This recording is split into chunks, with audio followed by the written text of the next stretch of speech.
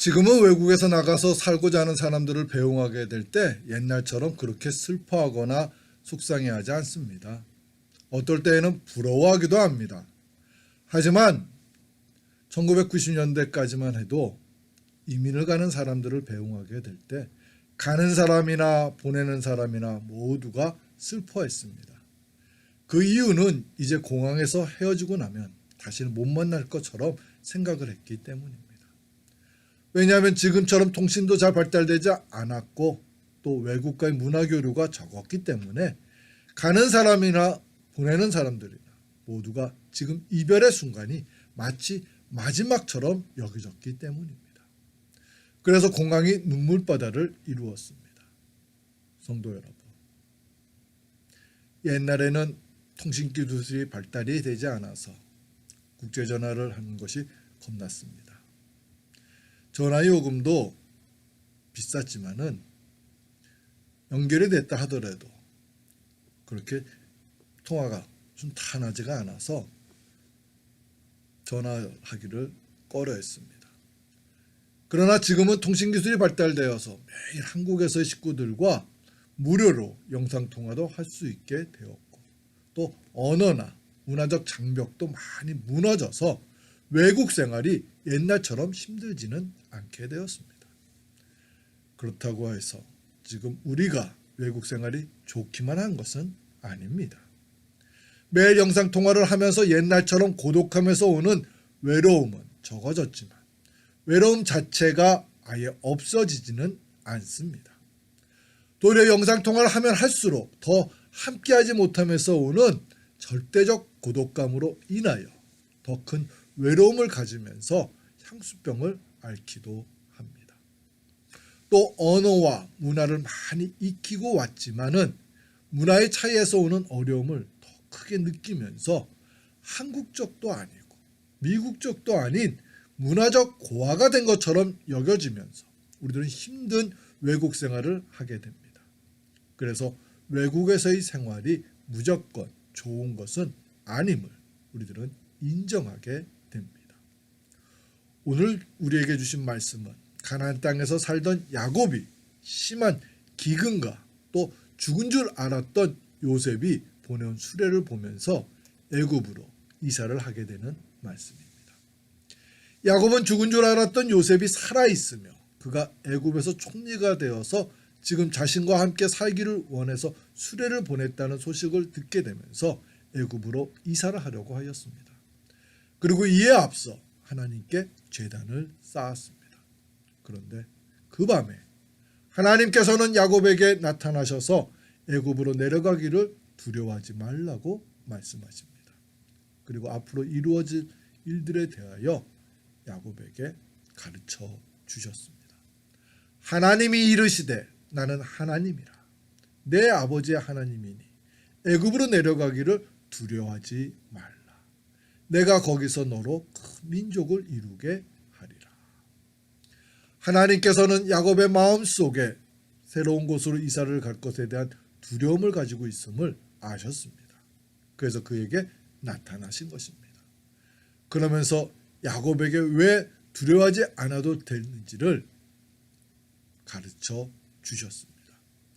성도 여러분, 야곱에게 나타나 해주신 하나님의 말씀은 몇천 년 전에 야곱에게만 향했던 말씀이 아닙니다. 야곱에게 하신 하나님의 말씀은 지금 우리들에게도 똑같이 향하시는 말씀입니다. 하나님께서는 새로운 환경에서 살게 될 하나님의 백성들에게 야곱에게 해주신 것처럼 두려워하지 않으며 강하고 담대하게 살아갈 것을 말씀하십니다.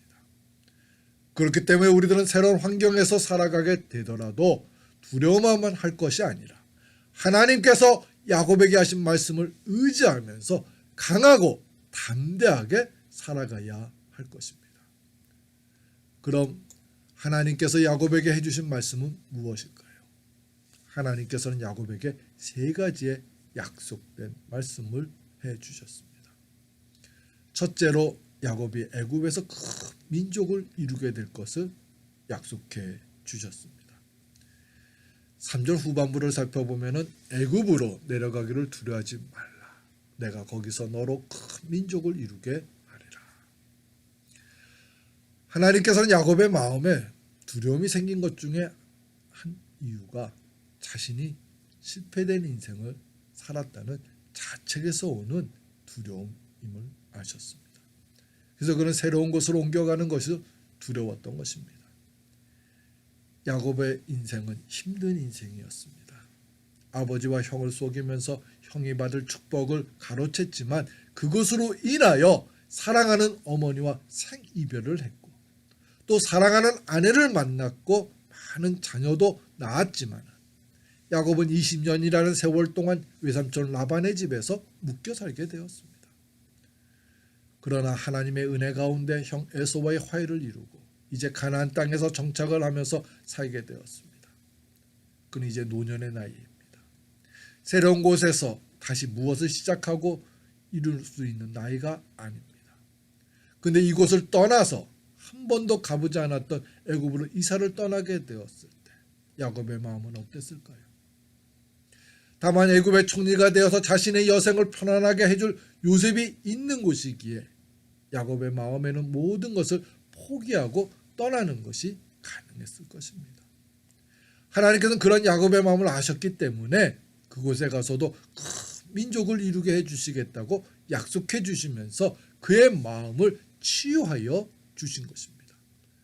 성도 여러분, 하나님의 계획하심과 우리의 계획은 다를 수 있습니다. 그럴 때에는 하나님의 계획하심을 따라야 합니다. 어떻게 이루어 놓은 것인데 하면서 그동안의 수고를 생각하면서 내 계획을 고집하면 안 됩니다. 하나님께서 새로운 환경에서 살아갈 것을 명령하실 때에는 그 명령에 순종하여야 합니다. 그럴 때 하나님께서는 지금보다도 더 크고 놀라운 축복과 은혜를 베풀어 주십니다. 우리는 그것을 믿고 의지하면서 살아가는 하나님의 사람이 되어야 할 것입니다. 두 번째로 하나님께서는 야곱에게 애굽에서도 함께하여 주실 것을 약속해 주셨습니다. 내가 너와 함께 애굽으로 내려가겠고, 하나님께서 함께하여 주시겠다는 약속은 매우 큰 은혜이고 축복입니다. 왜냐하면 하나님께서 함께하여 주시면 우리들의 삶은 확실하게 행복한 삶이 되기 때문입니다. 물론 하나님께와 함께할 때에도 순간순간 어려움을 만날 수 있습니다. 그러나 그때에도 하나님께서 함께 그 어려움을 감당하여 주십니다. 우리는 그런 하나님을 신뢰하고 의지하며 살아가야 합니다. 새로운 곳에서도 하나님께서 함께하여 주실까 의심하면서 두려워하지 마십시오. 예수님께서 하늘에 올라가시면서 제자들에게 땅끝까지 이르러 복음을 전하라고 하셨습니다. 그러면서 제자들에게 약속해 주신 말씀이 있습니다. 내가 너희에게 분부한 모든 것을 가르쳐 지키게 하라. 볼지어다 내가 세상 끝날까지 너희와 항상 함께 있으리라 하시니라. 성도 여러분, 예수님께서는 우리와 늘 함께하여 주십니다. 우리가 하나님의 말씀대로 순종하지 않으며 많은 죄를 지으며 살고 있을 때에도 우리와 함께하여 주십니다. 그리고 내 삶이 어려운 삶이 되었을 때는 더욱 함께하여 주십니다. 예수님을 만나는 사람은 많이 있습니다. 하지만 끝까지 예수님과 함께하는 사람은 적습니다. 왜 그럴까요? 그것은 예수님께서 내 삶에서 떠나가셨기 때문이 아니라 이제부터는 예수님이 함께해 주지 않아도 됩니다 하는 교만한 마음을 품으면서 우리가 예수님을 떠나가는 것입니다. 그래서 많은 죄를 지으며 불행한 삶을 살게 됩니다. 우리는 내가 죄를 짓고 있을 때 슬퍼하며 함께하여 주셨던 예수님을 다시 만나야 합니다. 그리고 내가 힘들고 어려운 문제로 공고해야 할 때 안타까워하시면서 함께해 주시는 예수님을 만나야 합니다. 내가 예수님을 떠나갈 때는 많지만 하나님 예수님께서는 언제 어디서든지 여러분들과 함께하고 계셨음을 잊지 말아야 합니다. 내 삶 속에 늘 함께하여 주시는 예수님을 의지하며 그분과 함께 승리하시는 삶을 살아가시는 하나님의 사람이 되시기를 축원합니다. 세 번째로 야곱의 삶은 축복된 삶으로 끝날 것을 약속해 주셨습니다. 야곱은 이제 가난한 이민자로 애굽에서 세상을 마칠 것을 생각하면서 두려워하고 있을 때 하나님께서는 요셉의 손에 의하여 장례를 치르게 되면서 가나안 땅으로 다시 돌아오게 될 것을 가르쳐 주셨습니다. 성도 여러분, 우리는 미래를 모릅니다. 그래서 불안과 두려움을 갖게 됩니다. 하지만 하나님께서는 우리들의 미래를 잘 아십니다. 그리고 참 감사한 것은 하나님께서는 선하시고 또 축복된 삶으로 우리들의 미래를 인도하여 주신다는 것입니다.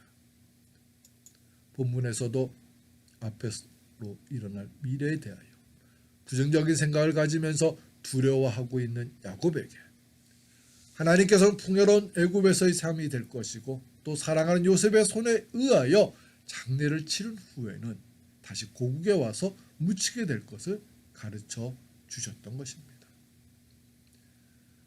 지난 목요일에 미네아폴리스에서 파고로 오는데 참 많은 어려움을 겪었습니다. 그곳에서 1시 출발을 했는데 집에 도착해 보니 7시였습니다. 장장 6시간이라는 시간을 운전을 하면서 오게 되었는데 오면서 많은 깨달음을 갖게 되었습니다. 근데 그 중에 하나는 우리는 한 치 앞도 모르는 연약한 존재라는 것입니다. 순간순간 바람을 맞으면서 속도를 줄이고 멈추었다가 다시 가기를 몇 번씩이나 하면서 그동안 쉽고 빠르게 다녀올 수 있었던 것이 참 하나님의 은혜였음을 고백하였습니다. 1시간 후의 일, 아니 10분 후의 일도 우리는 모릅니다. 그러나 우리의 앞길을 하나님께서는 잘 아십니다. 우리는 그러나 하나님께 우리의 미래를 맡겨야 합니다. 하나님께 맡기면서 그분이 인도하시는 대로 순종하며 살아갈 때 우리들의 삶은 행복한 삶이 되는 것입니다. 많은 사람들이 이것을 말로는 인정을 하면서도 삶 속에서는 온전히 신뢰하며 행하지 않습니다. 내 짐을 여호와께 맡기라. 그가 너를 붙드시고 은혜의 요동함을 영원히 허락하지 아니하시리라. 우리의 삶을 선하시고 행복한 삶으로 책임져 주시는 하나님을 온전히 신뢰하면서 강하고 담대하게 이 세상을 살아가는 저와 여러분 우리 모두가 되시기를 주님의 이름으로 축원합니다. 우리 함께 기도드리겠습니다.